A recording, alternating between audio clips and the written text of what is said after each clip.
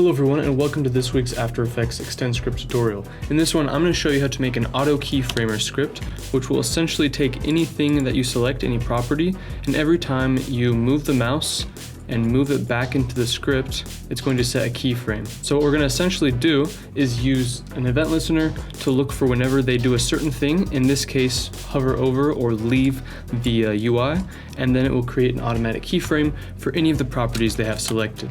So you could also then select, say, scale and opacity at the same time, and then the script would also then auto keyframe those as well. So this is a relatively short script, but it does have some very useful things inside of it that will help you basically analyze what the user is doing with your script and then make actions based upon that. It is going to be a mostly simple auto key script in that it's not going to automatically keyframe whenever you move the time indicator. There are multiple ways you could do that, but this will give you a base starting point to reach that. So without further ado, let's go ahead and get started by creating this very simple UI with just a window and some text. In fact, you don't even need to put text, but it just gives a little bit of input and area for the user to know where to put their mouse. So we're going to start with creating a variable called main window and set that equal to a new window. And we're going to make that a palette type window, and we'll just call it auto key. And it's going to have undefined size, and we don't actually need to set the orientation of this at all. So what we're going to do then is create this test text.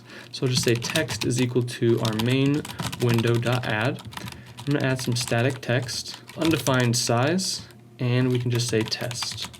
Then we'll grab our main window and center it in the middle of the screen.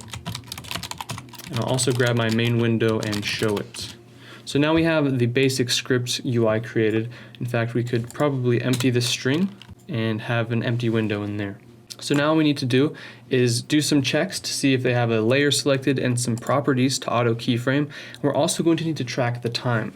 Say for example they had their mouse selecting the scale here, and you can see they have a keyframe applied to it. Well, we don't want to apply a keyframe where there's already a keyframe, so we need to constantly track what time the composition is set to, and if it's changed, that's when we want to set a keyframe. So I'm just going to zoom in here a little bit to see things better, and we're going to start off by adding an event listener to our text. So I'll grab my text variable and say .add event listener. And you can see it's going to give me a list of all the UI elements that can accept event listeners, including an edit text and a static text, which should be just down the list here. So what we're going to need is the event name. This is what action is being done.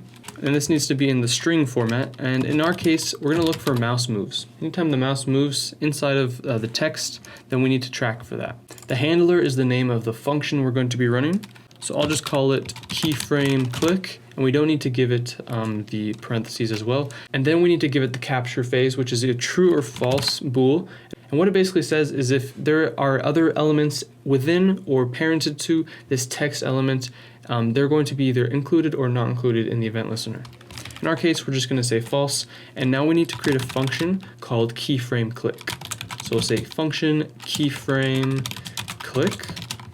And we don't need any arguments. So now that we've defined our function, we need to go ahead and check that they've had a composition selected and some properties. If you open up the scripting guide and type in .selected properties, you can see there's two examples, one of which we can have the layers selected properties or the comp selected property. Now the comp selected properties is basically saying any of the layers that have things selected is a comp selected property. So we don't need to refer to the layer, we can just refer to the comp.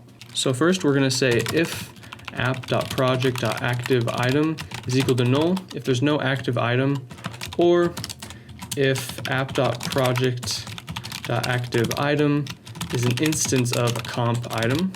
Turn on word wrap.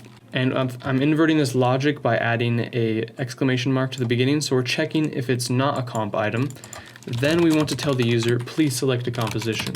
And then we'll return false to quit out of this function. Now the other thing we need to check is once we have a composition, create a var called comp and set that equal to our active item. There's two things we need to check now. The first of which is just if there are any selected properties. So we're going to say comp.selectedProperties is equal to null. So if there aren't any selected properties and that doesn't return anything, we know that they need to select some properties. In the other case, or we're going to check if the comp.selectedProperties.length is less than 1. And then instead of saying please select the composition, we'll say please select some properties to keyframe. And now we can move on to actually go to our main function to start actually auto keyframing. So now what we're going to do is say var selected properties is going to be equal to our comp, which we know is valid now, dot selected properties. Then, as I mentioned, we need to track the time as well. We need to compare the current time to whatever the last time was whenever it comes into this keyframe click function. So we're going to create a variable called time and set this equal to our comp.time, which will take the current position of the current time indicator and give you the time it's at. Then we need a global variable. So above our window, I'm going to say var global time. And right off the bat, I'm going to set this equal to -1.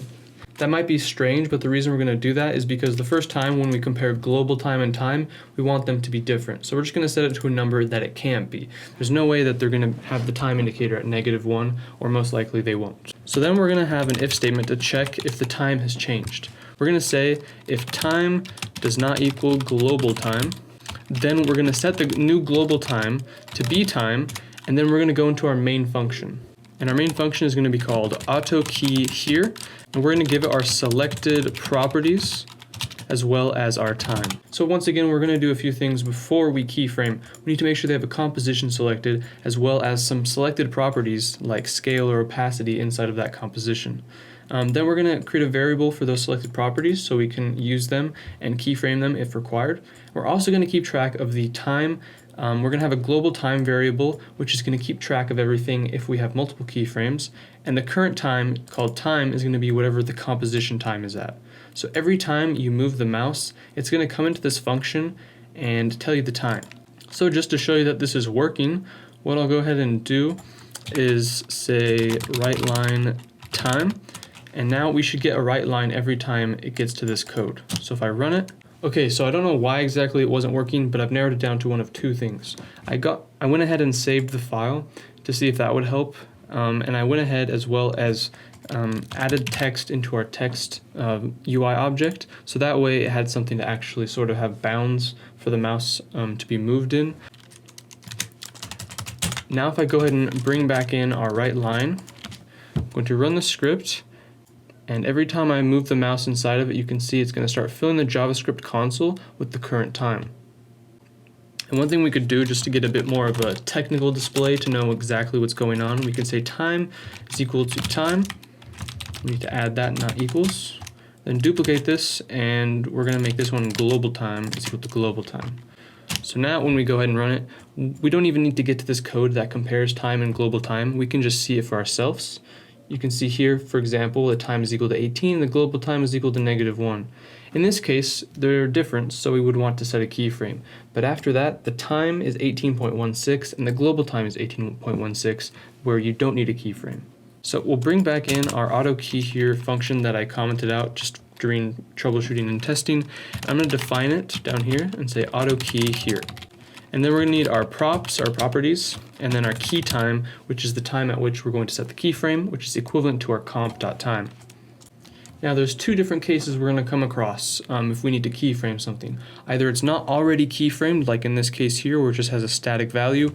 So before we actually apply the keyframes, we need to check for that. Because the way we apply that is going to be in two different methods, depending on if there are keys already or if there aren't. So we're going to loop through all of our properties. The easy way to do that is starting at I is equal to 0 and going from I is less than our props.length, increment I by 1. And then we're going to have two cases, an if and an else if. The if statement is going to be if our props I.numKeys is less than 1. That means there's no keys. If there are no keyframes, we need to go ahead and set one. So I'm going to grab my props I, the current property, and say .setValue at time. This will allow us to set a keyframe and a value at any given time and value. So the time we're going to give it is our key time, and the value we're going to give it is going to go ahead and be whatever value it is. We're just going to set a keyframe for the current value it's holding. So in this case, we're going to grab props I.value. Then the else if is there for a kind of more complicated reason. It's not just that we need an else, because there are multiple other cases we may come across. So essentially what we're going to do is we're going to check if there are keyframes. Now that we're in that conditional, we need to check, is there a keyframe at the current time? So I'm going to create a function called isKey@thisTime, and I'm going to give it my current property, so props I, as well as the key time. And we're going to check if this is equal to null. That would mean that there is no keyframe at this time, and if it returns true, there is a keyframe at this time. So what I'm going to do is create a function called isKey@thisTime with our property as well as our time. And just to make sure we don't have a variable problem, we'll just say this time. And then we're going to loop through all of the properties keyframes, and we don't have to check if there's any keyframes because if we've made it into this function, we've already made that assumption. So we'll say var I is equal to 1, and for I is less than or equal to our property.num keys increment I by 1. We're going to then check if something happens, then we want to return true. If we get to the end of it and we haven't found the case, then we're going to return null. And what we're going to check is if our current property dot key time for the index I is equal to this time, then we know that there's a keyframe at this time. If the current key time is equal to the time we've given it, then return true. If we made it through all the keyframes and none of them have matched the same time that we're at, our current time indicator is at, then return null. So back in our auto key here function, if we've gotten null back, we know there's no keyframe at this time. And now we can go ahead and just basically copy and paste this code here. And actually, this can be condensed into one if statement. You can say if the num keys is less than 1 or there's no keyframe at this time, then we want to go ahead and apply those keyframes. So now let's go ahead and run the script and see if it works. Go ahead and select scale, hover over the text, you can see we've gotten a keyframe created. Now if I move the mouse, go back into the script, it's going to add a keyframe. If I select a different property, same thing, it's going to apply those keyframes.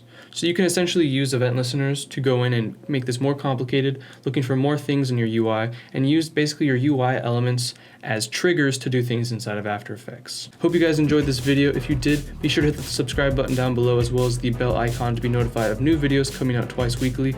Be sure to hit the thumbs up button if you enjoyed the video. And of course, down in the description, you can follow us on GitHub and get the code for this, as well as follow us on Instagram. Thanks again for watching, everyone, and we'll see you in the next one.